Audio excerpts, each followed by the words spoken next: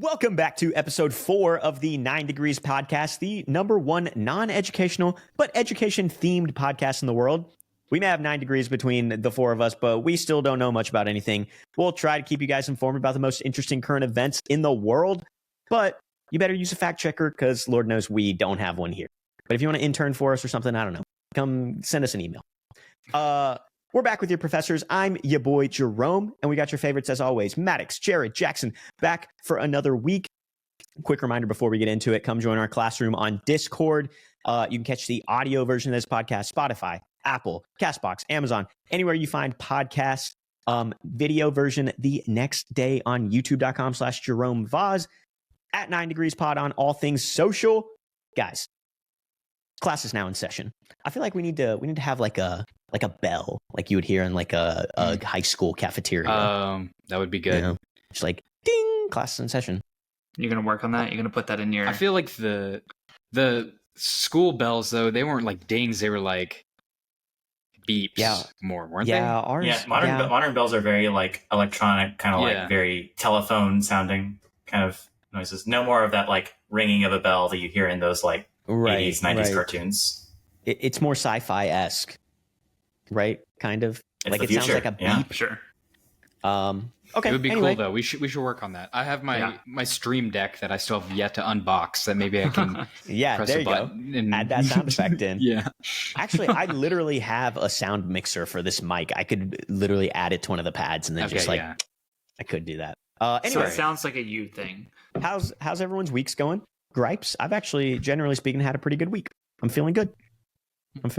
Any gripes? Congrats, man. Yeah. I have a big problem actually with one of my favorite websites. It's actually has a segment on this podcast, Reddit. Ooh, They changed their.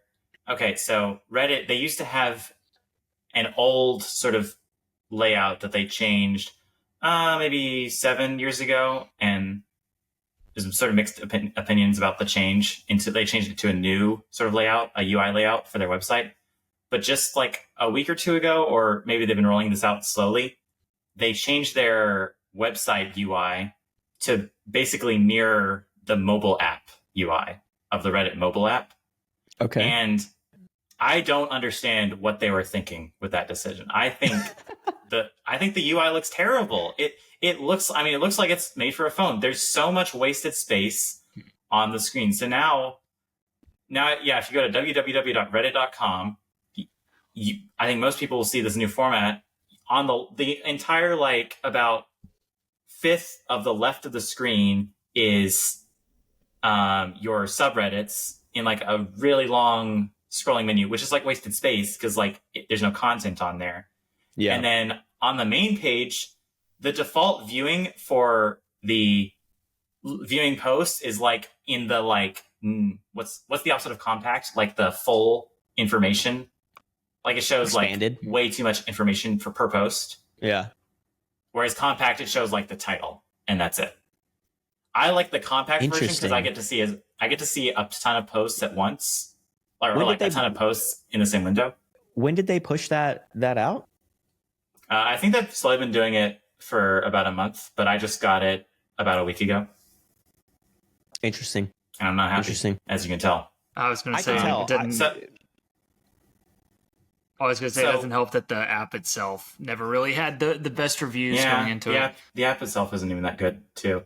Now what you have to do, you can use the older layouts. If you want to use the old version, you can do old.reddit.com.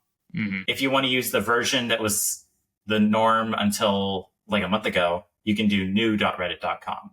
But you have to make sure that that's in the URL. If I click on a Reddit link from outside of Reddit, it'll take me to the regular, the newest Reddit.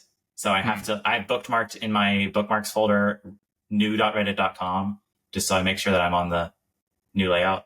It's kind of a hassle though. It's really there's old Reddit, new Reddit, and then like current Reddit, basically. Yeah, which is www.reddit.com. Huh. What's going to happen when this comes up 3 years from now and they change it again? Actually, that's a good point. They're getting a little bit like, it's getting like a little too much. Usually when other sites do UI changes, they make it permanent and they just don't go back. Mm-hmm. So Yeah, that's annoyed me. Well, Reddit, you need to fix your stuff. I feel like Reddit never has been in the business of having clean UI layouts, in my personal opinion, just relative to I don't know, anyone. But also, I don't know, maybe there's an argument to be made that they're seeing more and more of their traffic come from like mobile devices and not from laptops. That being said, yeah, I do feel like the Reddit crowd is like the laptop, like web page crowd, probably. Right? I don't know. I mean, yeah, we are like four guys on a podcast, but I'm sure Reddit has their like data scientists and analysts who have tons of marketing research on like, oh yeah, we have to make this, and I'm sure that's why they did it. But no, they have 4 people in a room. That doesn't stop you from complaining about it. There you go. Yeah. Well, sorry about that, Jackson. Sorry for your loss. R.I.P. Anyone else? Any gripes? I have a gripe, yes. Maddox, go ahead. Floor is yours. Thank you. Thank you for calling me. I feel like I should have needed to raise my hand there. So Toyota, they released for 2024 a special edition vehicle, a special edition of the Toyota GR86, which is a car that was built inspired by the hero car of Initial D, one of my favorite animes. And so they've been building this car since 2013, but for 2024, they released a special edition that was a direct homage to the vehicle that was the hero car in Initial D, which is a white car with black accents, and it was it's a car from 1984, and it was the Trueno edition. So for 2024, they released a special edition Trueno edition for the GR86, and it's a limited production vehicle. There's only going to be 860 of them made. There's going to be 2 colors, white and red, half red, half white, and then half of each color is going to be an automatic transmission and a manual transmission. So I decided that I wanted to get one of these cars because I love Initial D. I have been driving my 2002 4Runner with 360,000 miles on it for my entire adult career now. And yeah, I basically decided I wanted to try to get one of these. It was going to be pretty hard to get because they're not making very many of them. So I started reaching out to all the Toyota dealerships within like 500 miles of me saying, look, I'm trying to get my hands on one of these, like put me on the wait list, whatever. And so I started doing that, and most of them were like, we're probably not going to get one of these, but we'll let you know if something changes. And that's fine. But one dealership reached out to me and was like, hey, we're going to be able to get you one of these. We're a high volume dealer. Like we always get some of the specialty vehicles. Like we can get one. And I was like, okay, cool. And he was like, we just need you to do a $3,000 deposit. And I was like, okay. And he said, and I said, the dealership is, it's about 4 or 5 hours from where I am. And I said, can I do it do you have like an online portal I can go do it at? And they said, I was texting the manager and he sent me this text and he referenced Bitcoin and I didn't really understand what he was saying, but I interpreted what he said as send me $3,000 in Bitcoin. And instantly I'm like, oh, scam. Which is, I want to point out some irony here as someone who is a proponent of blockchain technology and crypto. And as soon as someone asked me to send them crypto, I'm like, nope, you're not You're real. a Nigerian prince is what you are. Yes. So I was like, nope, not comfortable with that. And then he proceeded to explain what he articulate himself better. He was basically saying, we can do it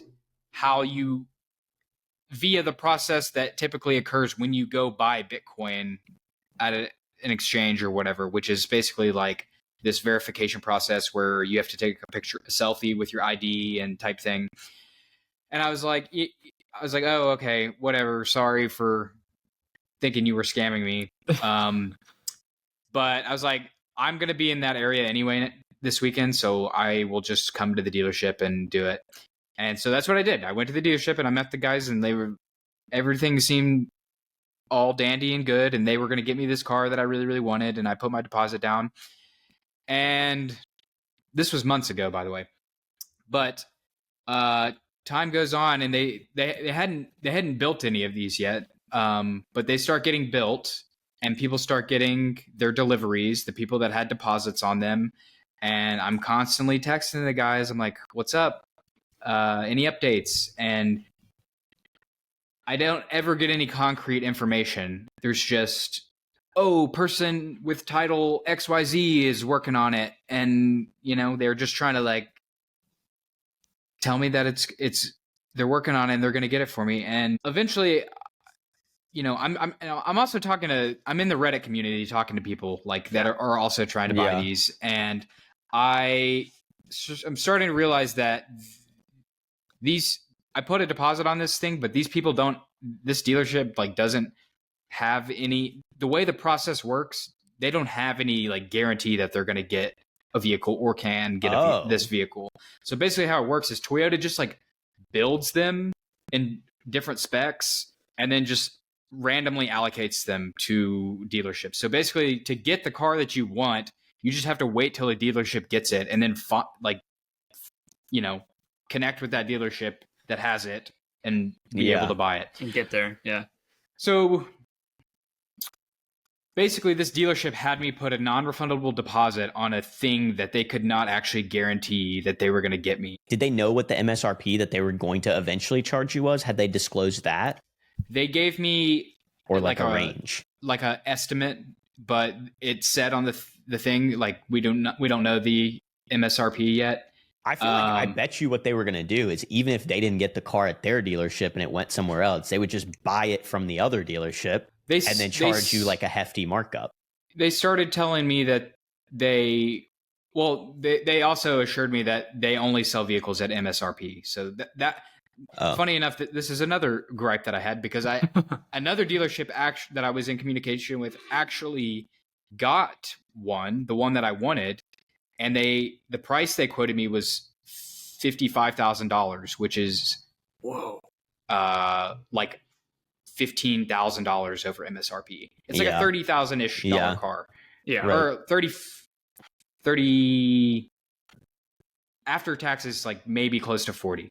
But they quoted me 55. And so like, that's just ridiculous. I was like, good luck with that. Yeah. Nobody, I don't think if anyone pays that, I'm sorry for you, but but basically I think I've realized that so the dealerships in Tennessee they can't do this non-refundable deposit thing. It's illegal in Tennessee, but where this dealership was, which was Alabama, by the way, classic. And I've learned a lot about Toyota's dealings in the United States now, but they're part of like Southeast Toyota, which is like Alabama, Georgia, Florida, North Carolina, South Carolina, I think is like, that's like the region. And I feel like they operate kind of differently than the other regions in the area operate. So just a warning, if you're trying to buy a vehicle in the Southeast Toyota region, a Toyota that's not one that is not, they don't actually have yet. do not put a deposit down because there's no guarantee that they can actually get you what you want. Maybe, and quite frankly, like they're still technically in the running. They could still technically get this vehicle for me, but they literally, the sales rep and the manager I was working with, I put them both in a text and I was like, look, I want my deposit back. And they basically just stopped texting me. So, oh my God. Yeah. Dang, you got swindled. I did. Yes. But I learned a lesson and that's okay. Well, I hope you get the last one. Yeah. I got it. I have the car. It's in my garage. Oh, wow. Wait, that was for real? Yeah, from a different dealership. But I'm confused. This is separate from your new car that you just bought? Yes. The BRZ is your actual personal car. No. This new car that I bought is my actual personal car. Oh, the BRZ is an BRZ asset. business. The business BRZ card. is the Tura business car. Got it. Okay. Got it. Yo, that's awesome though. But yeah, was it the one that Wow. the one you wanted? Yeah, so the dealership here in Chattanooga got one. They just got, they got allocated one randomly, and someone else was in line and had a deposit on it, and they backed out. So they called me and I put a deposit down and I got it. But obviously That's it awesome. sucks because I lost the deposit at the Yeah, at the other I place. theoretically Yeah. haven't lost it yet. I guess they could still come up and be like, "Hey, we I finally know. got this for you." But like at this But point, then what I'm are you just gonna like, do? Buy 2 cars? I mean, I guess I Resale, could baby. buy it and try to. I mean, I mean, I don't know if you know this, Maddox. Cars don't flip very well. but this is a 1 out of 215. Yeah, that's crazy. That That's is one out of wait 250 wait car. for a year. With, or with two. dealerships trying to sell it for $15,000 over MSRP already. Also, be a how Toro how is asset. 1 out of 215 going to Chattanooga, Tennessee? That's crazy. Right. And I honestly, man, this dealership here, I never been to it, but yeah, it was pretty. They were just pretty like small town, like Yeah. good, Wow. but they were good people, and they gave me a good price, and they were kind Yeah. to me, and we need to buy new vehicles for a real estate business, and that's another part of this because I told them that I told them we were interested in the new Land Cruiser that's coming out too Yeah. as our new real estate vehicle, Yeah. and the sales rep kept trying to get my mom to come in and test drive or put a deposit down on the Land Cruiser, and I was like, "Get me the car that I want first." Never. No. And he didn't. And now I'm like Yeah. certainly not going to bring them my business. Yeah. But You're I'm gonna also go to the working Chattanooga on one. I'm working on a Reddit post and a bad review and a YouTube video. Maybe And you'll a get podcast. Wired. Wow. Maybe you'll get Wired magazine to hit you up about this Toyota. But also, I've had other people because I've posted about it on Reddit and stuff. I've had people contact me saying that the same dealership did a similar thing to them. So like it's You're just cash flowing this business. yeah, it's I don't think it's technically illegal or a scam, but it's very deceptive and unethical, I would think. Basically, Yeah. like for instance, in real estate, I could put a non-refundable deposit on a house to show that I'm really, really serious and I'm not going to back out. And that's what I was doing. I'm okay with that. Non-refundable deposits, that's fine. It's to say I'm not going to back out. But if I would put a non-refundable deposit on a house and then the owner then It's like, actually, I don't own this house yet. yeah, exactly. That's exactly what happened. And that should not be allowed. You shouldn't be able to take a non-refundable deposit on a service or product that you cannot actually deliver. So what they were trying to not do, guarantee that you can deliver. they it's were like a trying to sell coin you. flip.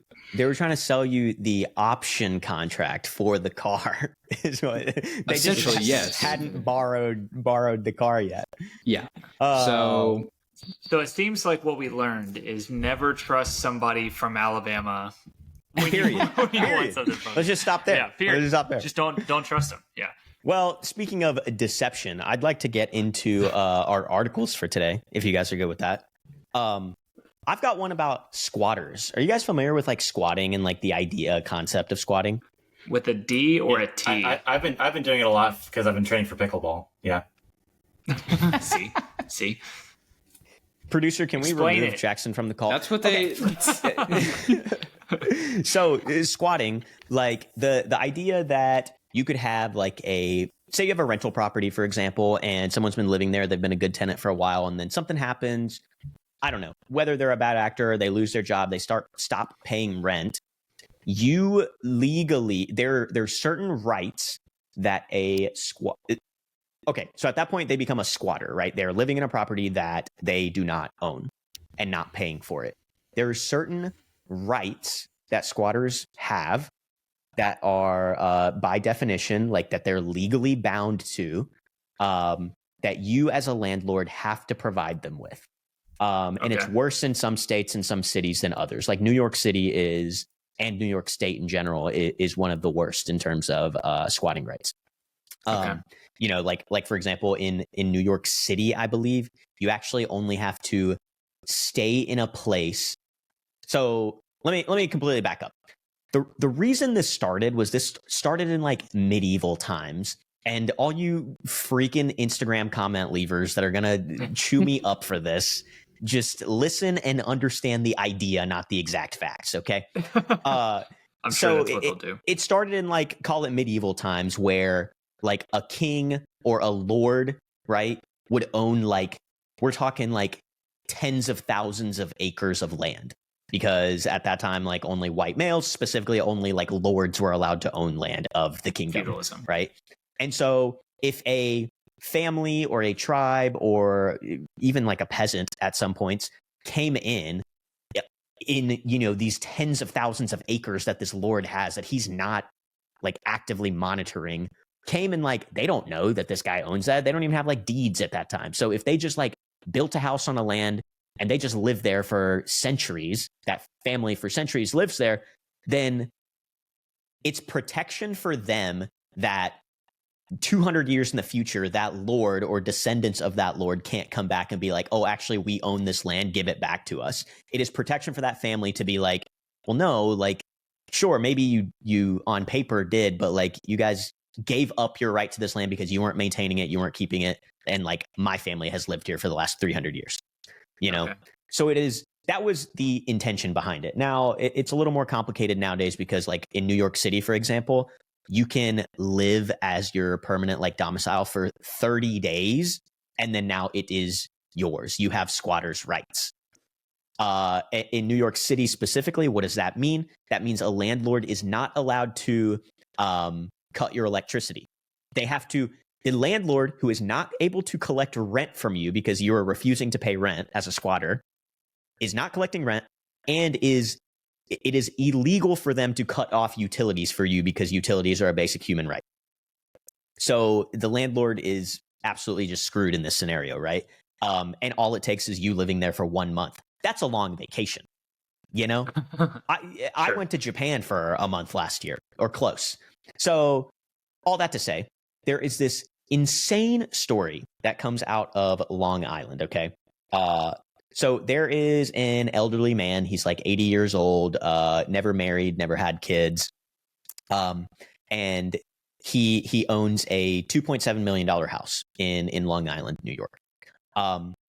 He has a caretaker who takes care of the property, takes care of the landscaping, and is also like a stay-in nurse for this man. He is a 32-year-old caretaker. So as this guy passes away eventually, he kind of had like a, you know, verbal agreement, handshake agreement with the caretaker that he could have the estate and the house, $2.7 million house, right? So this guy, his name's Brett Flores. It's actually like a pretty big news article out right now. You can go look it up. He decides, yeah, like this guy gave this house to me. I'm going to live here. Lives there for a little while. Because there was no like paper trail to it, I think the estate process took over, and then the estate of the deceased man was like, we are going to now sell this house on the open market to collect the money, right? Sure. They put the house up on Zillow, 2.7 million or whatever. A family comes and buys the house. It is another elderly couple. I think they're like 68 or something. They have 2 sons. The plan is when they pass, the older son will live in the house. The younger son has Down syndrome, can't work, and the intention is this is where they're going to live for the remainder of their life, that the oldest son can live and take care of his brother in, right? They buy the house for significantly under, I don't know, the house wasn't selling for a long time, and so they eventually bought it for $2 million flat. Just to find out that this Brett Flores guy, who has squatters' rights at this point now, lives there and is refusing to leave.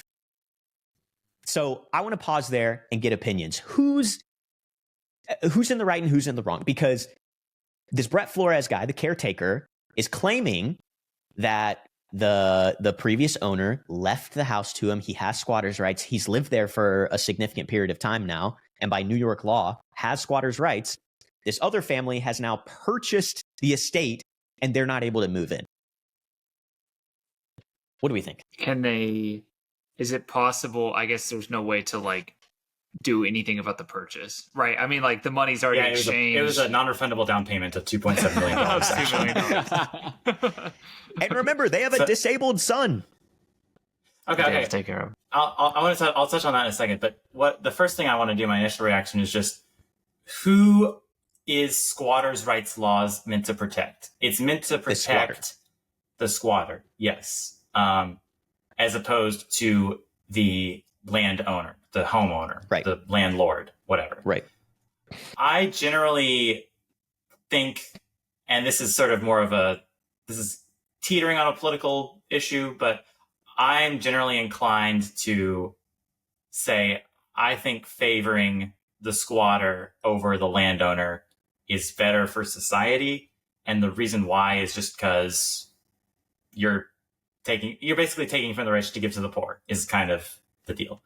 I mean, it's kind of going back to that like medieval concept I was talking about, right? Yeah, like exactly. If you have land that like you're not able to take care of anymore, like does it legally belong to someone else now? That was great historical context. That's their home. I hope it was accurate, so you don't get ripped apart in the comments. Accurate. Anyone else? Any other thoughts? Any contradictory thoughts? Well, honestly, the thing is, why are utilities a basic human right? Well, like electricity, water. Yeah, I know, but think about how many, like, there's plenty of people in the world that don't have those things. Yeah, it's not a good thing. And that's also like it's a dwindling number. It's like we're gonna Maddox, not everyone can the goalposts here a little bit. That's kind of funny. Yeah, Maddox, not everyone can own two cars like you know. No, but I'm saying we're protecting squatters' rights to have electricity and water, but we're not going to go to heat. countries. I mean, Long Island gets pretty cold in the winter. I used to live there. Just I don't know. I'm posing a more deeper question, but so I don't know. That was my thought about it. On a moral level, who do we think is in the wrong here? I want you guys to choose. Go ahead. I want to stop for a second. Like the estate that sold it never did like any due diligence on like figuring out like, hey, there's a guy in this place. Like maybe like was there any correspondence between the estate and the Brian guy who was living there? My understanding is that is why the home price on Zillow kept dropping, was because, but supposedly the couple who eventually did purchase it didn't know that he was squatting there, but the purchase price on Zillow kept coming down because they were quote unquote having trouble selling the house. And people are saying it's because this guy was creating a hoopla about getting out. So while we're talking about like basically the rights that everybody should have so that nobody gets swindled, which is very on theme right now. Like, do the people like when you buy like any property over a certain dollar amount, do you have like a moratorium period or like a 15, 30, 45 day period where you can basically do like buyer's remorse and be able to like get that back? Like if I buy like a $50,000 car within like 72 hours, I think you can do that on like toothpaste. Realtor. I don't think you can do that on houses. It might be. I think it's state by state, but in the state of Tennessee, that is not a thing. So, because that's what I was going to say is, I mean, what are you going to do, Jared? Take your receipt to the Home Depot and say, "Give me my $2 million back." Well, I mean, like you go start working at a job within 90 days, they can fire you, or you can leave with like no repercussions, kind of deal. Yeah, like I don't know if there's like something where it's like within 48 hours, if new information came to light that you didn't know about, that is like over the top, then you should be able to like have some kind of like, this was not sold to me as it was actually advertised. I mean, so that's what I was going to say. Is to your earlier point, though. Like, I think there is an onus here. Like, there is a due diligence period with home ownership or home purchasing, right, Maddox? Like, they should have. Yeah, but it's for her like home inspections and appraisals and stuff like that. And who knows? You're not going in and looking in all the closets. And that's a good point. Just taking a shower. But this guy, for all intents and purposes, like was the only like sole person living in this house. They could have very well gone and looked at the house and been like, "Oh, okay, this is the guy that's selling it." Okay, like they could have thought that. Here's my thoughts, my real thoughts. So let me make sure this is straight. The original homeowner basically told this guy he could live here when he passed away. Right. If he really wanted that, he should have put it in a will, in writing, in a will. It's a good point. So it's a good point. And if didn't get around to it. Well, I mean, like, it was on his deathbed, Maddox. That was his last breath. I want you to have this house.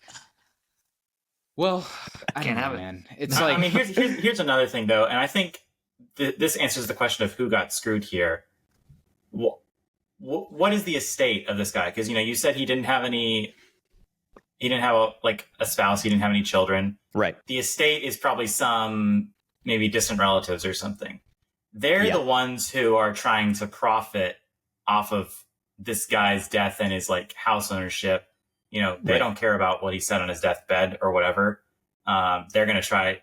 And obviously they also don't care enough to like ensure that the family who purchased it had a valid claim to like live in the house when they sold it. They just sold it and said, okay, good luck, guys. I mean, I don't know what the fallout is going to be, but I think the family that bought it is the one that got screwed. And I think the malicious actor here is the estate.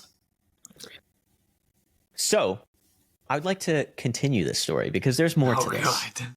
Oh. It has recently come out. Brett Flores, who was the caretaker that lived in the house, released a hour-long recorded conversation with the purchaser where they essentially coerced with him, offered him $140,000 because he doesn't own the home. He's not getting any part of this $2.7 million listing price, right?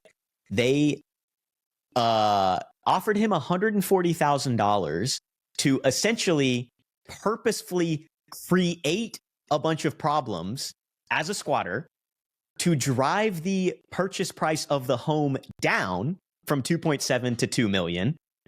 And then upon purchasing and closing on the house, reneged and refused to pay him the $140,000 that they offered him. Who? The people who wanted to buy, the people who bought the house, basically, right? The home purchaser. The purchaser essentially offered him $140,000 to drive the home price down. When he did so, they bought the house at the lower home price and then said, okay, this is ours now. Bye. Get out of here. And then when he refused to get out because they didn't pay him, they took him to court and they were like, oh, he's squatting in our house that we just purchased. Was this another verbal agreement or did they write a contract out? I don't know. Brett Flores, you're a dummy. Get some shit in writing, bro. Get something in writing. I don't know. We're getting into like fraud territory. I don't know. This is taking a turn. Right? Isn't that crazy? Didn't this story just like, it went completely to the left. I just think we have to get back to like contractual. What is the contractual obligations? Because then it's just if we like, I don't know. I just like if we don't, then it's like you're just in this area of like moral ambiguity. It's so. It's well, just, I like, do think in this case, like just, contract or not, like this is fraud, right? Like they purposefully colluded with someone else to drive the home price down. I mean, try to prove collusion. I don't know the law, but it sounds like it. Yeah. Yeah. I don't know. Isn't collusion like sounds like market manipulation. I mean, they were defrauding the estate. They were defrauding the estate. So Jackson, to your point, saying that the only bad actor in this was the estate. Well, actually, they're the only ones that got screwed. I was not given the full story. It was. Well, Brett Flores, I hope. Okay, so who? Yeah. Okay, well, at the end of it, so who got? I guess Brian Flores got the most screwed. Then they're currently still in court. He just released this new documentation, being like, actually, we're both doing illegal things, I guess, but they're more in the wrong because they offered me money and to drive this home price down, and now they're not giving me my money. You know what they should do? I think they should just light the estate on fire, and whoever can build the house the fastest gets it. Screw it. Just old school rules. It's like Survivor. Yeah, exactly. Survivor between the family who bought it and Brian Flores. Go. Well, speaking of homes, I've got another thing on this topic. Are you guys familiar with Dave Ramsey, the financial guru of, I don't know, the boomer generation? Yes. I've actually known about him for like over 10 years because he's based in East Tennessee. So I remember hearing about him. I didn't know that. Yeah, he is. Yeah, he is. Wow. Like we got shown him in school, like in finance class. Definitely has a grip on the East Tennessee area. I did not know that, actually. Good for him. He recently snapped at Millennials and Gen Z saying the only reason they're living with their parents is because They can't buy a house because they don't want to work. Ooh, Dave Ramsey sending shots at all of us. None of us live with our parents. What are we? What are we, millennials or Gen Z? I think we're millennials. We're on the borderline. We're on the cusp. But I think we're millennials, yeah. Unfortunately. Pick your poison. What do you want to be? Millennials. Yeah, Between those two, millennials. I would want to be Gen Z, personally. I actually kind of agree with Jackson. At least Gen Z only gets like shit on by us, I feel like, whereas we get shit on by Gen Z and boomers. That's true. Maddox is a boomer, so yeah. I've been told I'm a boomer, so. But this leads me into like a slightly larger conversation in the point of like, I don't know in my lifetime, like I was having this conversation with my parents the other day where they were like, why is it such a big deal for you guys to like buy a house? Or like, why are people not having kids anymore at your age? Why are people not getting married? And I'm like, because the cost of everything has exponentially gone up, whereas like salaries have not. And I'm like, I personally feel like I cannot afford anything. And the response, which I do kind of sort of agree with, was, well, yeah, when we were your age, we also felt that way, that we were poor and we couldn't do anything. And I'm like, yeah, but I don't think the scale is the same still. Well, I was going to say, I was just discussing this with, like over the last like week or two, I saw a couple of friends and I was just discussing this. Like the difference was like, maybe I'm just looking in the wrong places, or maybe at least you and I, Jerome, but I would assume most of us kind of feel this way, are looking in the wrong places. But like back when like our parents were buying houses, it felt like they were making like combined income, let's call it between like 80 and like on the high end, like 150K, like combined between like the two parents, or if only one was working or whatever. So they're like between like 80 and 150K. But houses were like a starter house for a family, which is like a 4-bedroom, like 3 to 4 bath kind of deal. It was like 250.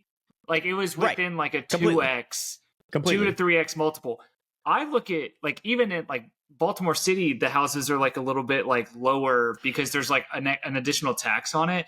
Right. For a house that's like 2 people and like a kid, so like a 3-bedroom, it's like $500,000, and that's on the low end. Well, so that's the thing, Virginia, right? Is like it's crazy. Is like if you look at like median home prices in Arlington, Virginia, have to specify Virginia because someone got mad at me one time and they were looking in Arlington, Texas, not the same place.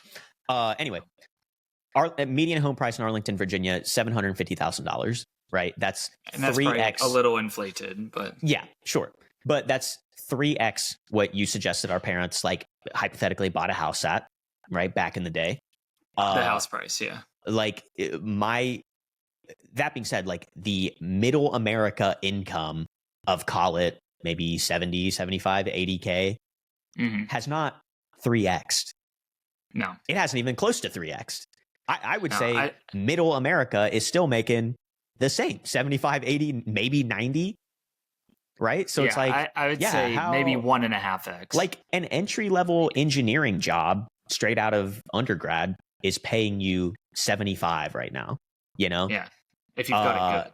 Yeah. And it's like 20 years ago, it was paying 70 or no, maybe less, maybe 60.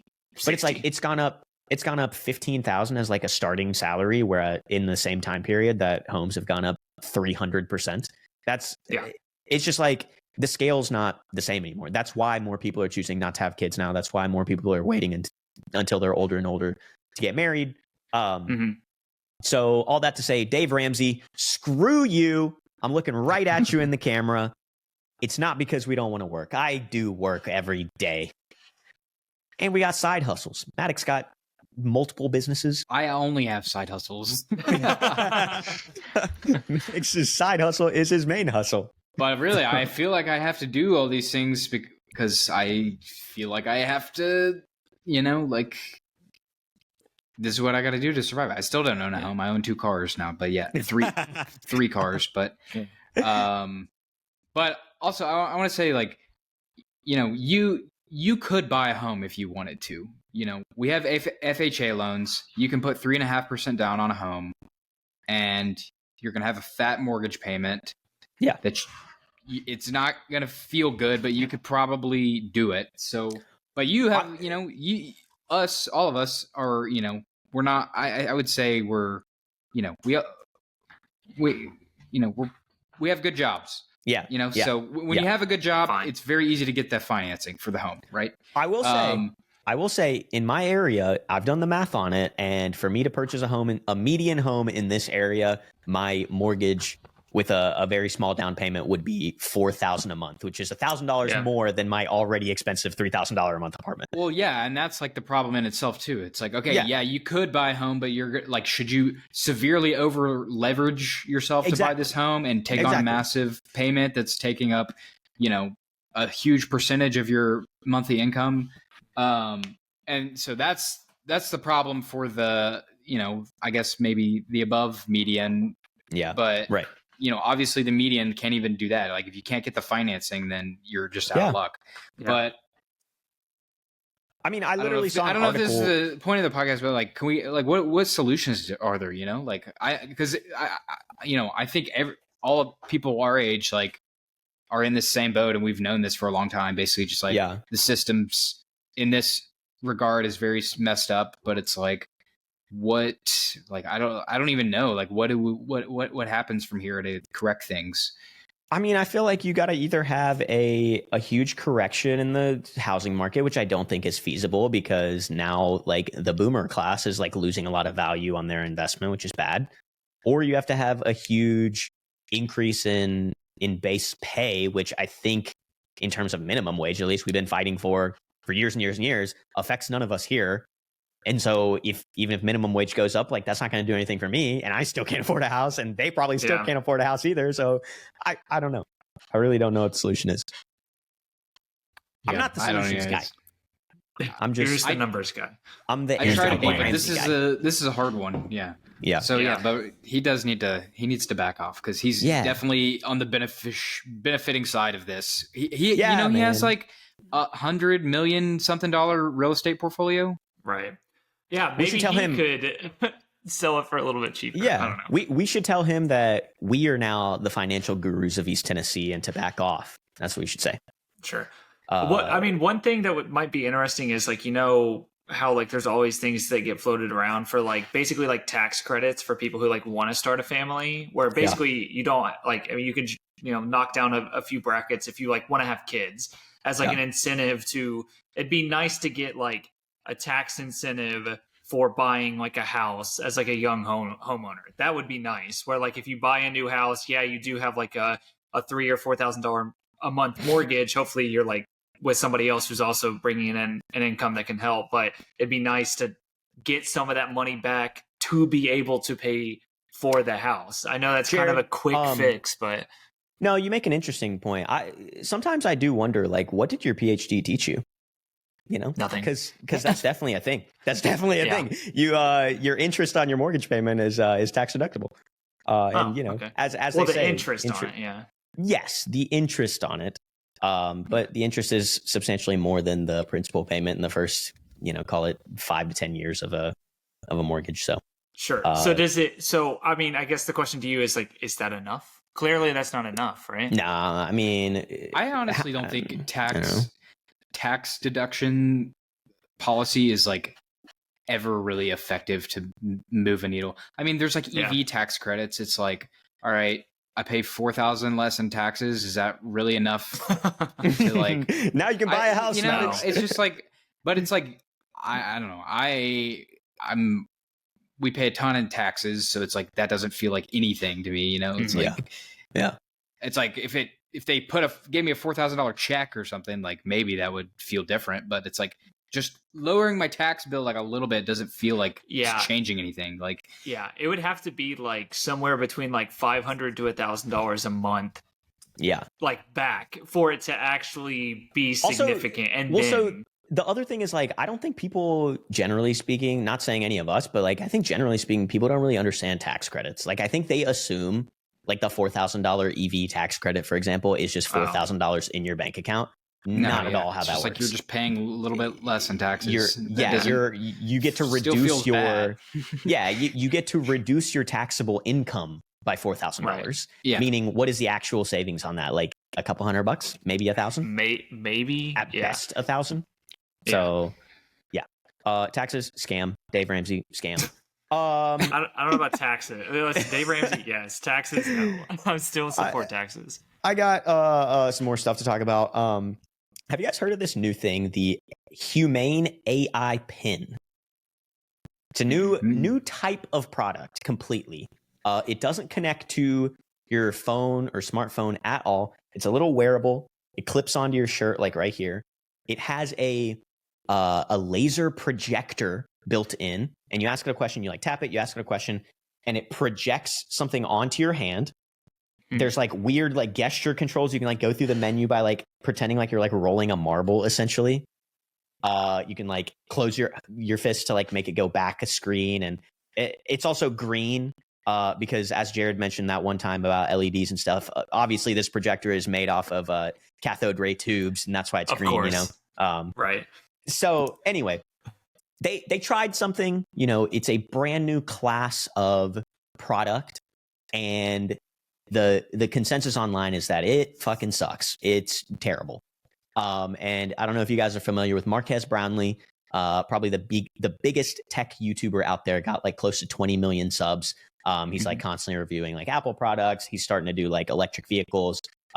He did this product, and he literally, video thumbnail, quote, "This is the worst product I have ever used." Okay.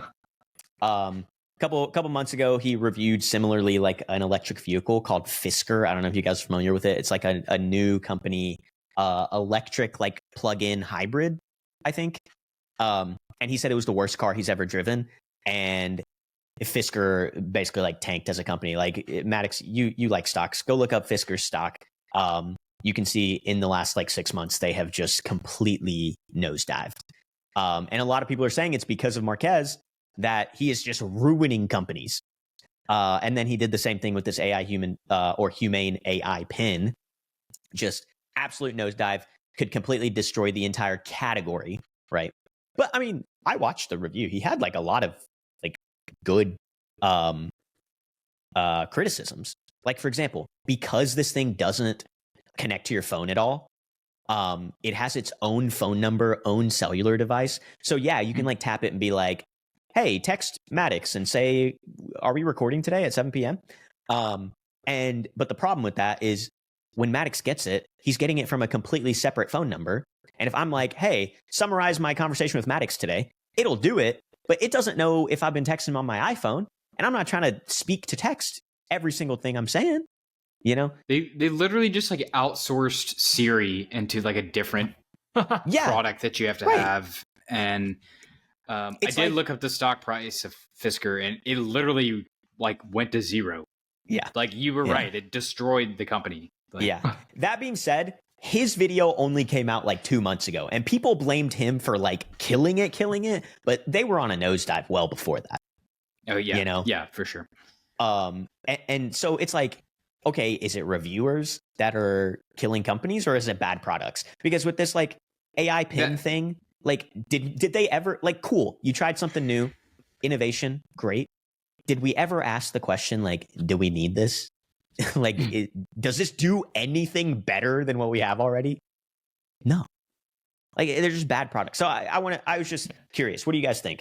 Should reviewers be more conscious of taking out gigantic billion-dollar corporations, or should they just tell the truth for the average everyday consumer? I think that if the markets are going to be right eventually, if it's not a bad product, then it doesn't matter what this guy says. Right. Completely agree. What I don't want to have happen is I don't want these reviewer personalities to have so much influence over the market that what ends up happening is companies start paying them to say, "Oh, hey, give me a good review." Yeah. That's not good for consumers. Or they start taking positions before they do their reviews. unless you want to pay us to give you a good review of your product, in which case we will take all sponsorships. No. We're going to be moral. We have zero influence, though, so you can be assured there will be no market manipulation. And Exactly. No, I just thought it was interesting that half of the internet was like, "Oh, Marques, you have a duty as a reviewer to think about the companies and how you're ruining innovation." And I was just like, I don't think so. I think he's giving his unbiased opinion about a product. If the product sucks, the product sucks. You know, I mean, I'm not going to buy it now. Yeah. Also, innovation doesn't exist in like this bubble where like all like innovation doesn't exist where like you make 5 things and 4 of them should work. Innovation is the thing where like you make 100 things and one of them maybe works. I would actually argue and the that 99 die. Yeah, I would actually argue that like his criticism is going to help further innovation because if they come out with a version 2, they're going to make it better based off what he said. You know? Or if somebody else sees it and goes, "Oh, well, I shouldn't go down that rabbit hole now." Exactly. So, internet, chill out. One last thing. Speaking of half, thanks, Jared. Thanks for the lead in. Bitcoin had a halvening. I'm not too well versed on Bitcoin, but my understanding is when you mine a block of Bitcoin in Minecraft, you're rewarded with a block reward of X number of Bitcoins, and every several years on your Raspberry Pi, yes, Bitcoin can be mined on a Raspberry Pi. I'm fairly certain of that. Gotcha. Every X number of blocks is mined, the reward becomes half, and then half, and then half, to eventually no more reward. And the idea of, creating the idea of there is a finite amount of Bitcoin in the world. We just had another halvening, and I don't really have much to say about it other than I was expecting the stock price to exponentially shoot up, and it didn't. So in case you're wondering, Bitcoin is still not at $1 million per coin, so I'm not rich. It is. Did you actually like?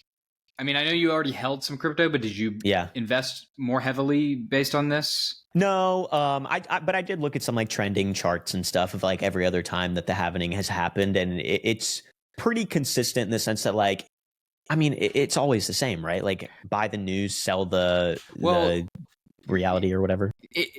I mean, it doesn't always work like that, but you have to, for things like that, you have to know or have some expectation of, is this already priced in or not? Yeah. Right. So like the halving historically happens every 4 years. And basically it's just a built-in mechanism to the code of Bitcoin that helps maintain the scarcity over time. So basically every time it occurs, less Bitcoin is being distributed to miners, and therefore there's more scarcity. And that is historically been the onset of a bull market. Scarcity creates value. Right.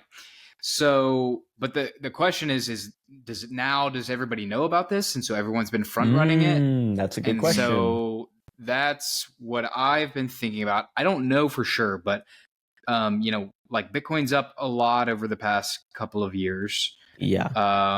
I also think it's this recent like little mini spike that we had that it's not that it priced it in, but it almost overshot where the price should have been, And so like a correction was necessary. To be fair, okay, if it's the onset of a bull market, if the halving marks the onset of a bull market, then it occurred a few days ago. We should be on our way to 500K or Right. Historically, that is how many multiples of returns have occurred in Bitcoin after the halving. But the question is, I guess, have people been front running it? Also, we're in a different macroeconomic environment now than we had ever been in when these bull markets occurred. So I'm personally betting that we're not going to see a bull market. I'm betting that the price is going to go down.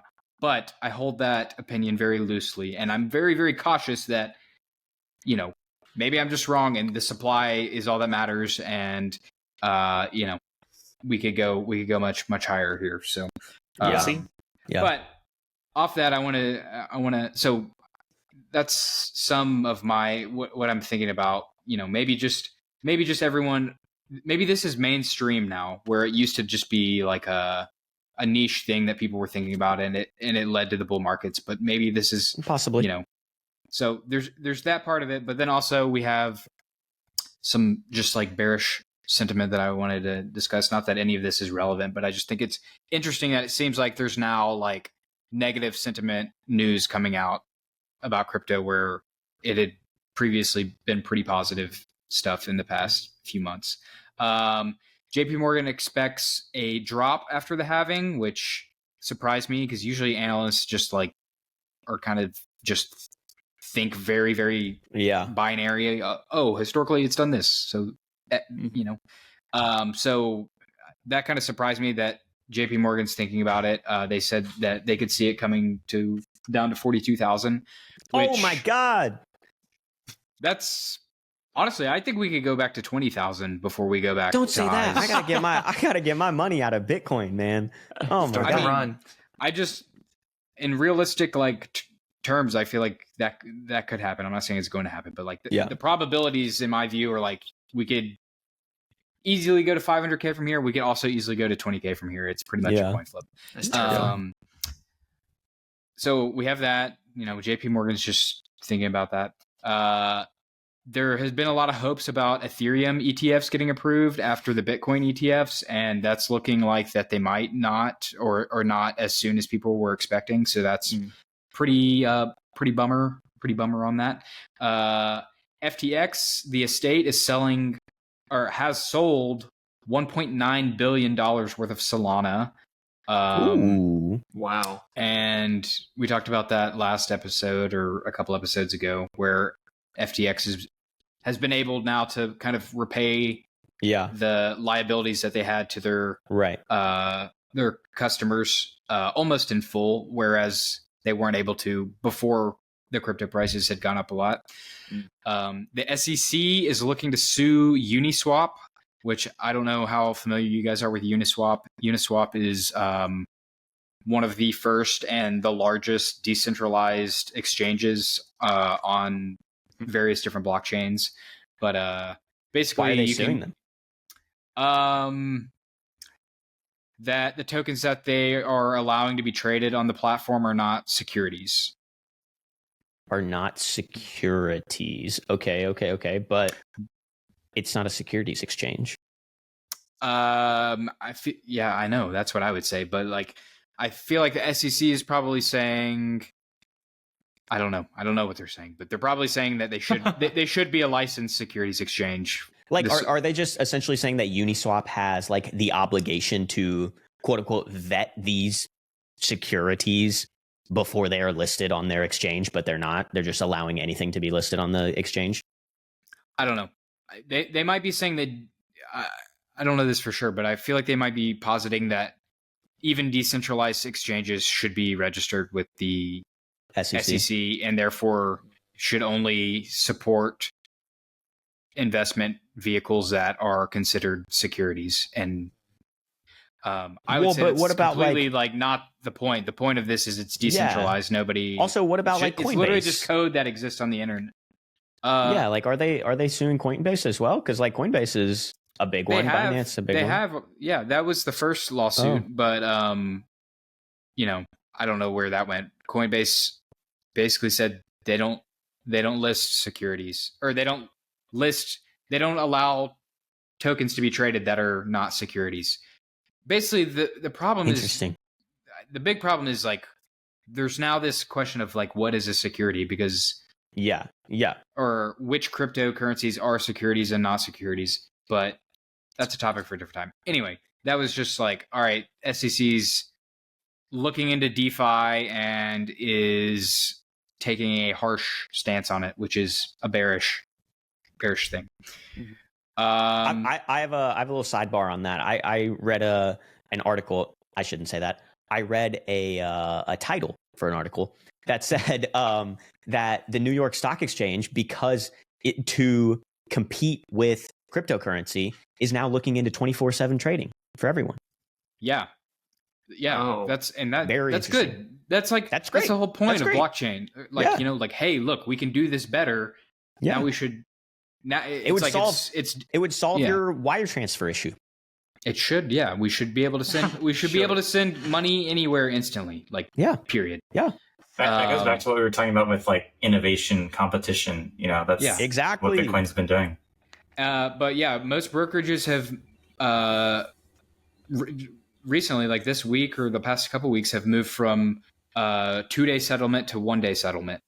I saw that. I actually got a notification from Robinhood. Right. Yeah, I got notifications from all our brokerages, so it's clearly an industry-wide thing, which is good. That's like huge. this is what part of what I see blockchain is going to do. It's going to push the traditional finance system to become what it can be with new technology. Which, first off, I don't really understand why there's like a T-2 like 2-day clearing period or settlement period anyway. Like, isn't all this stuff like algorithmically done anyway? So yeah, it should be done with whatever. I mean, it should be. I don't either. Anyway, go ahead. Anyway, that's all I got for the crypto corner. Let's move on. Don't add one more C letter word to the end of that. That could be bad. Okay. Okay, I got like some tech stuff. Is that cool? Should I go on with that, or anyone else want to chime in? Whatever tickles your fancy. Before you go into that, we're an academically themed show, as we said. So I want to talk about something that's hitting a lot of academic institutions in the last couple of weeks, and that is protests. Yikes. And I specifically want to give my insights because the biggest university that's in the news is my alma mater, Columbia, in New York City. And so just to give sort of a TLDR about what's going on at Columbia and at other institutions, there have been lots of massive protests and like occupations of campus space by protesters. Specifically at Columbia, it was announced last week that all classes for the rest of the semester are going to be fully remote. I think that's like a student. I didn't know. I didn't know that. Yes. I think it's for the full. I think it's for the full semester. Not that the semester is going to last much longer, but yeah. Good point. Good point. I think also sometime last week, the campus, which is normally open to the public, was closed to only students, faculty, and staff. So if you don't know, Columbia is in the middle of Manhattan, like on the Upper West Side, and anyone can walk into campus. It's a pretty popular tourist spot. But yeah, now it's closed. There's security. The gates are closed. Security doesn't let you in unless you're a student, faculty, or staff. Wow. So that's kind of the situation at Columbia. There's been a lot of heated debates about protesters versus like disruption of academic sort of function. So, you know, the presence of the protesters has sort of grinded like it's sort of messed with, university life in a way. Actually, before I get into some context as a Columbia student, do any of you have any thoughts on that sort of debate? I had a question. So all of this is because of like the protests are going on, like the remote, the not being able to get in unless you're a student or faculty, yes, all of that. Like, I mean, if you look at videos, like the main campus is like covered with people and tents and stuff. Oh, wow. And they're just I didn't know that. Demonstrations. Are the and protests by? Okay, that was going to be my question. Are the protests all students, or is it the New York City public? This has actually caused some confusion. So there are protests that are going on around the campus because, like I said, it's in the middle of Manhattan. Mm-hmm. Those are just random people, and the university also can't do anything about it. It's like up to New York City. Right. On campus specifically, there's it's just students and or faculty and or staff. Oh yeah, and another thing that I forgot to mention that I think is pretty major is sometime last week. This is going to be the week of the 15th for anyone watching. The Columbia president authorized New York City police to start arresting students on in-campus demonstrators. Yeah. So interesting. But yeah, so any of you have any thoughts on like these like protests on university campuses, like protest rights versus disrupting academic life? I don't like the being able to arrest across the board. It's pretty just big in escalation, general, don't you think? Yeah. Also, my issue with this is higher education as an institution has always been a place for like thought-provoking ideas per se, and like while maybe equating a protest to that is maybe a little bit of a reach. Let me see if I can connect these dots here. No, I think you're on theme. Like, even though that might be a reach in itself, like the idea of maybe not the protest itself, the ideas behind the protest are to push forward humanity, are to push forward thought, are to ask those like thought-provoking questions of like what's ethical, what's moral, like all these things, which I would think is like the core essence of higher education as an institution. Is like we should be asking those questions. We should be like, debating and like in a civilized manner, but we should be doing those things. So the fact that the university itself would take action against its students is, I don't know, it's interesting to me. I kind of sort of get it from the perspective of like it's disrupting things, but I don't know. It's actually interesting that you say that, because I do have some context as a former student of Columbia. Yeah. When I was a student, and I don't think many people would know this unless they're familiar with like U.S. civil rights history, or if they're familiar with like Columbia history. Yeah. Back in 1968, in the spring of 1968, there were major protests at Columbia, which were a pretty big deal and pretty newsworthy. They have their own Wikipedia page. You can go look it up. But basically, there were protests against, I think, some sort of combination of the Vietnam War and civil rights. There were civil rights protests too. And so it was kind of a very similar thing. There was like occupation of student spaces. There was occupation of one of the main buildings, main academic buildings on campus. Going back to squatters' rights. So that event in history is held up by the modern administration as being like a great thing in Columbia's history.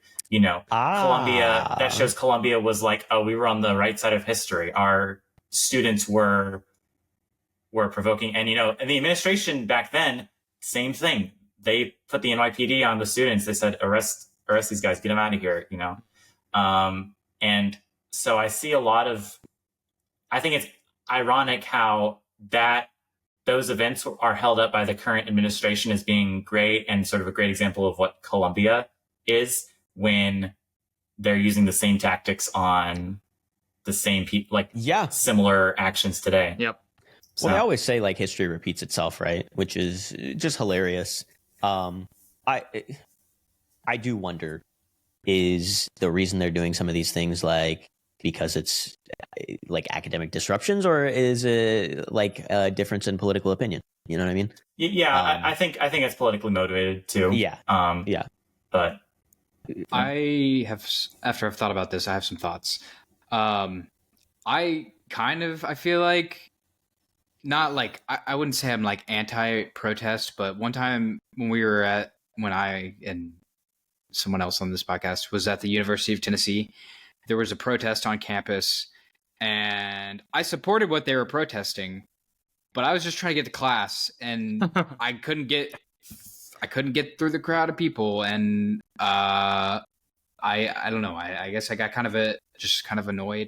Also, someone that was like organizing the protest, while I agreed with what they were protesting for, they had an opportunity to speak with the chancellor on a recording, and in my opinion, they did not compose themselves very well, and they kind of made themselves look kind of foolish, which kind of, in my view, like discredited the thing that was trying to be protested. So Anyway, just from that experience, that just very small experience in an academic protest, I was just kind of, even though it was like for the right reason and I agreed with the reason, I was just more like annoyed with the whole thing. But in my later years, as I consume things and become more informed, there was a study that was done that followed protest and policy changes that occurred after protests. And basically there's like a very strong correlation between protesting and policy changing. Oh, really? Subsequently. So like there's actually data that supports that if you want shit done, you need to protest. Yeah, I mean, I completely agree with you from the perspective of like, yeah, it's gonna ruin my like everyday life, but like, what else are you supposed to do? Like I'm talking about as a protester. If we want to be able to afford houses, we probably should start protesting. Exactly. But I mean, you know, I do also get like the casual person who's like not well informed on things that are going on, which you could argue that like that is an active decision to not be well informed on certain like political topics and whatnot. But for like the casual person, you know, like, yeah, they care more about getting to class than stopping and protesting regardless of the reason. And I don't know, maybe that's why it's easier and more fun for us to talk about Drake beefing with Kendrick Lamar than the Ukraine beefing with Russia. You know what I mean? Well, I was going to say, what a unique opportunity we're in now, where we don't need to physically get to class anymore, where we have these, we can do online classes. So also true. I don't know. I also think, to Jackson's point, I don't necessarily want to assume this is what Jackson was going for, but I'll say it. I think it's hypocritical for universities ever to like turn against protesting on campus when you see the long story. Like, I mean, that even going back to like Kent State is like a huge example, but like there's a huge history of like people protesting at universities and it turning into like real policy change. So I think it's hypocritical for universities to be like, well, this time let me flip one thing on you though, Jared. What about the protests that happened a couple years ago in Charlottesville, Virginia? Is that the Tiki Torch stuff? Yeah, the Tiki Torch. Yeah. Tiki Torch, white hoodies. You know where I'm going with this. You know, Maddox's people.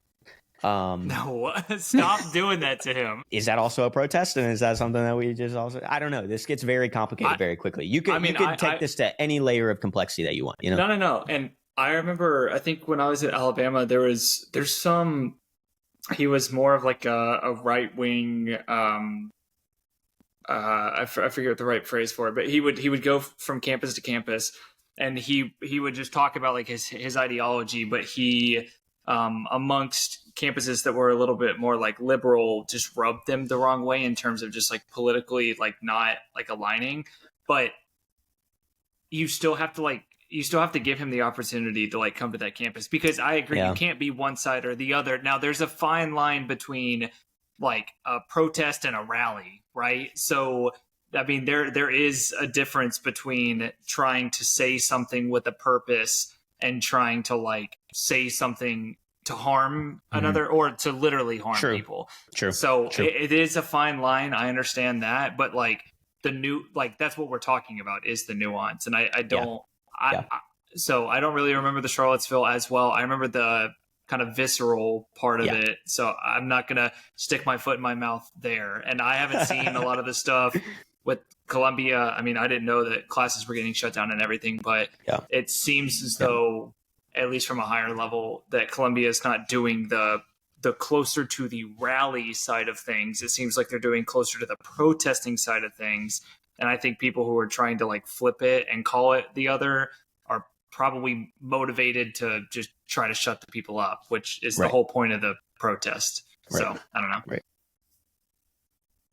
Well, definitely an interesting topic, Jackson.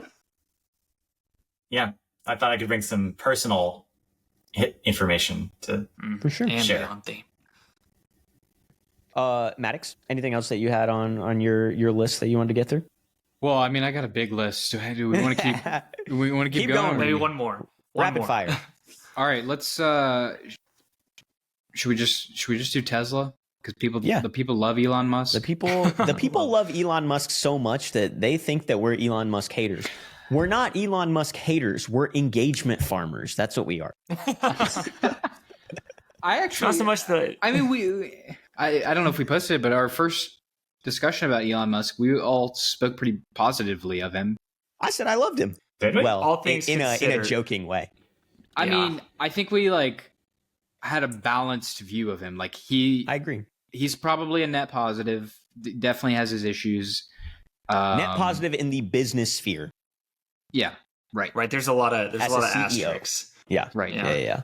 We're talking about average, right? Because I'm not. I don't think. I was gonna say it did feel balanced, where there were people like, like he might have some weird I mean, do things, you but I think like Elon him. Musk existing is bad for society? Like, do you not think the stuff he's done in SpaceX, the things he's done in Tesla, like, you think those I are? do think the progression of electric negatives?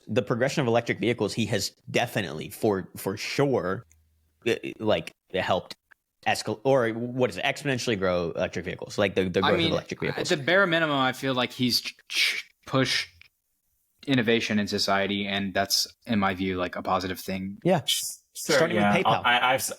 I have some problems with this sort of labor practices, but I mean, That's where I was going to go. Fair. This isn't really what we're here to discuss, though. No. Go ahead. Well, what do you want to say, Maddox?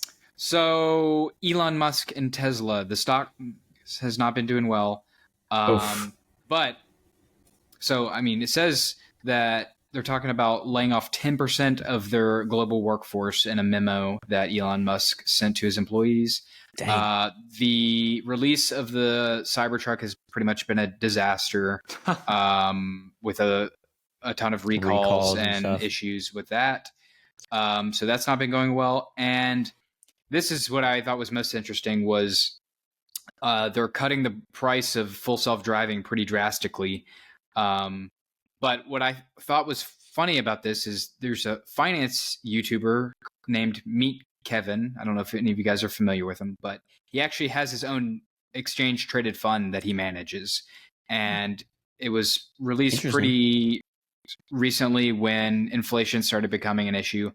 And the ETF is called the Pricing Power ETF. So basically the idea is they're going to invest in companies that have pricing power in this inflationary environment and are going to be able to keep their prices high. And 20% of this ETF is Tesla. So the thesis was that Tesla has pricing power and can raise prices along with inflation, and it's proven to be the complete opposite of that. Not only the price of FSD coming down, but I'm pretty sure the prices of the base car have been coming down coming down too a while. So I mean, that's hilarious in general, just because like Elon, when these cars first came out, when they first announced full self-driving, which, you know, the car doesn't fully self-drive itself even now, right? Mm-hmm. He described the Tesla as the first ever car that will appreciate because of software updates. Mm-hmm. And it's like, it's just not true. It's not true at all. I mean, you could have argued before that it wasn't true if you didn't have full self-driving. The price of the actual vehicle, the metal, is coming down. Sure. But now full self-driving is coming down too. And it's because they can't deliver on all these product features that they keep saying they're going to deliver on. Yeah, that's where I think we've got to kind of bring it back to the starting point. The balance is, I think, Max, you and Jerome have a better view of Elon in terms of like what he's been able to bring to market. I think Jackson and I, if I can put us in a group, like we take kind of the bearish side of it of like, I mean, he can get you that idea, but his follow through game is shit when anybody else is like in that market. So like SpaceX right now, there's nobody else in the game. But so Jared, like he's got the game. Jared, the follow through, bad. But how's the stroke though? It's also bad. Like the follow through is the stroke. He way over promises, but exactly, even him missing the mark is still like progressed society. Yeah, exactly. Agreed. But let's look at this like the AI or the self-driving thing now. Like there are Fords. Like the Ford truck has commercials where it's self-driving. Like he's had this advantage for so long. But that's because it's so of far Elon behind. Musk. But they don't even really... Do they have the same capabilities as Ford does? What does that mean? Do they have a fully self-driving capability in the car? Oh, no, Their full self-driving is leaps and bounds. It's very intense. It's very intense. And they have found a way to completely get rid of LiDAR in cars, so it's all just like camera vision based now, which is important. They've completely... Maybe I'll step back then. But it seemed, or at least maybe a trend that I was drawing that maybe isn't exactly there, is it seems like while he is able to get out in front of the field he is often incapable of maintaining a lead in a competitive market, but probably because of labor practices. That being said, I think he's been pretty open, like generally speaking, about the fact that like he doesn't actually care if like Tesla's like a profitable company or if any of his companies are profitable. He cares more about it helping humanity get to the next level.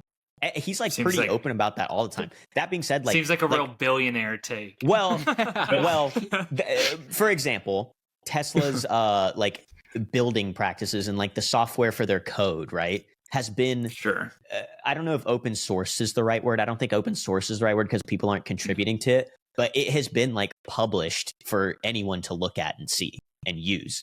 And his idea was like, or like, oh, I know what it is. It was the electric vehicle battery production has been like published, no trade secrets, no crown jewels. The Gigafactory. Yeah, like it is a patent that is fully available to anyone that wants to see the full technology stack behind it.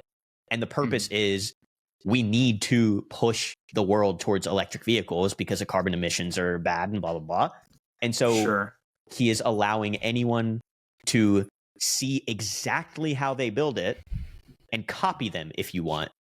No repercussions to push forward humanity. I do think it's stuff like that. That like most recently, the new like gigafactories that they're building, they have completely thrown the assembly line out the window. Like the original Ford Model T concept of the assembly line, right?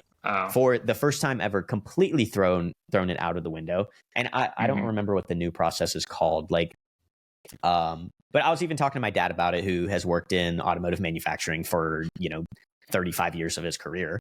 And he was like, yeah, like even at his company, they are taking these new Tesla practices of creating essentially the car goes like down the conveyor in like one specific line, and like I guess I don't really understand. Everything comes to that. Yeah, exactly. Yeah. As opposed to building everything separate and assembling the car final. I don't really fully understand like the nuances behind it and the differences. No, but apparently it's like massively improved efficiency in a factory. Okay. And it's like things that like Ford, Toyota, Honda are like all trying to copy. So I don't know. I talk shit about Elon a lot. All this to say, I think he is pushing forward innovation. Anyway, but that that's not enough. It's not going to make the Tesla stock owners feel good. Yeah, that's true. That's true. Yeah. Which you could argue, as the CEO, does he have a fiduciary duty to the stockholders? Not even could you argue. I think legally binding he does, yes. Oh, yeah. Oh, I feel like he's trying.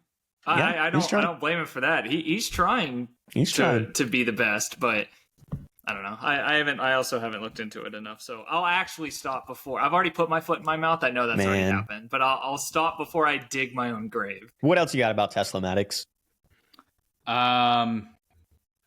That's pretty much it. Those were the main points. I got plenty of other stuff I can talk about. Well, I think we've gone a little long. How about we run into everyone's favorite segment of the show, the Reddit Roundup. Maddox, did you have something that you wanted to talk about for the Reddit Roundup? I saw this Reddit post. It was a stack of money that this individual was holding, and allegedly the stack of money was his cousin who worked at Twin Peaks. It was the tips that she had earned in a semester, and it said she still wasn't able to afford the semester tuition. So going back to Dave Ramsey, you. Really though. But really, we're out here. I mean, those girls out here essentially selling herself. No. Yeah, what is Twin Peaks, Maddox? Who's been to Twin Peaks? I haven't. I've never been. It's Jared with the hand up. It's basically like a rebranded Hooters. Right? Jared's the resident Twin Peaks customer here. Yeah. You can count on me. Oh God. But I don't know. I always worked summers between college, but I didn't really work while in classes, and I know some people do that, and I really admire that because that's a hard thing to do. But the idea that people are gonna. I don't know. I mean, I guess it's technically like part-time work that you have to be doing, but like the idea that people are working to pay for their college and they still can't pay for their college, I don't know. It's not that way in Canada.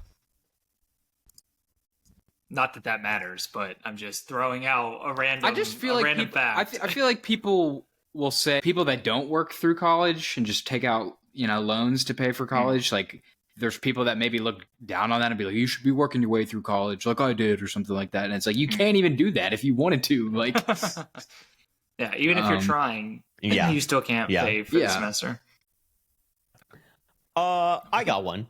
Everyone familiar with the country music star Morgan Wallen? East Tennessee, really on theme. East Tennessee boy. No clue. Okay. Jackson's a real DMX kind of guy, not Morgan Wallen. True. Anyway, the other night, Morgan Wallen is chilling at a Nashville bar up on a rooftop.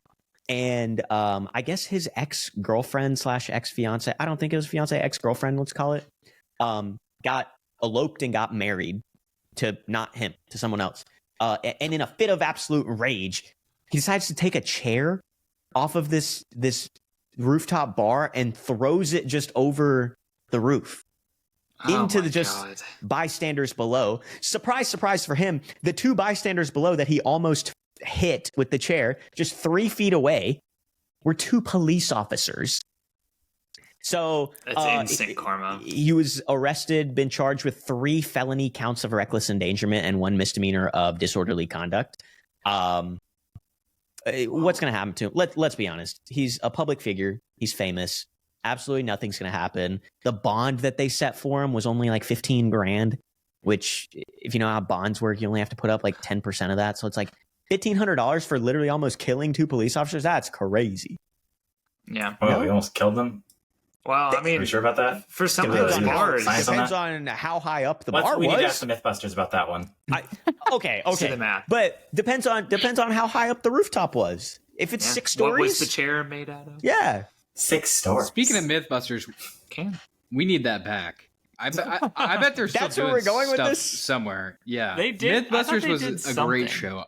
It's on my bucket list to rewatch every episode of MythBusters. I think one of the guys died recently. One of the MythBusters guys. Yeah, he got hit by Adam. Supporting cast. He got hit by Morgan Wallen's chair. Oh my God! Too soon, buddy. Too soon. God, yeah, it is too soon, actually. I'm sorry. Let's see if that one makes it in. Great Empire. But apparently, it was at Chief's Bar in Nashville. I don't actually know where that is. I don't think I've been there. But I mean, Old Reds is 5 stories. See, I think a chair off of or a bar stool off of 5 stories could definitely kill you. Oh, yeah, a bar stool. I think so. Yeah, like one of those woven outdoor furniture chairs. No. But also, police officers aren't wearing construction helmets. How much protection are their little caps giving them? You know what I'm saying? Probably not a lot. Probably not a lot. 0. So I'm just saying. Maybe they were in riot gear. That's a lot of police officers now. Maybe. I just think, I don't know. It seems crazy to me. He already made a public statement saying, quote, "I didn't feel right publicly checking in until I made amends with some folks. I've touched base with the Nashville law enforcement, my family, and the good people at Chiefs. I'm not proud of my behavior. I accept responsibility." He also announced that none of his tour dates for the year are going to be changing. So he's already making the assumption that he's not going to jail. That's what I was going to say but you're not accepting responsibility. The responsibility is 3 felonies and a misdemeanor. Right. And so he's already assuming that he's not going to jail and everything's going to be fine. He also, as of approximately, I'll give you the exact time, 4 hours ago, has teamed up with Make-A-Wish and surprise, surprise, Nashville law enforcement. So huge just publicity, let's rebrand There'll be this. A photo shoot with those 2 people in the future. Exactly. So give them free concert tickets. They're good. I hear he's popular with Nashville police. Yeah. Well, that's all I had for the week. We've ran a little bit long this episode. Does anyone else have anything else before we sign off? No? It was fun. No? Hey, yeah. good Well, episode. We stayed on theme pretty well all the way through. I think we I did. can pat ourselves on the back.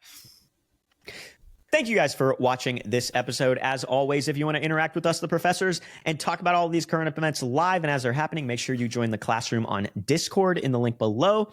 Make sure you're subscribed to the YouTube channel, youtube.com/Jerome Vaz if you want to watch the video version, and socials, Instagram, TikTok, at 9 Degrees Pod. Make sure to check that out. Thank you guys for watching another episode of the 9 Degrees Podcast. Class is now dismissed. Peace.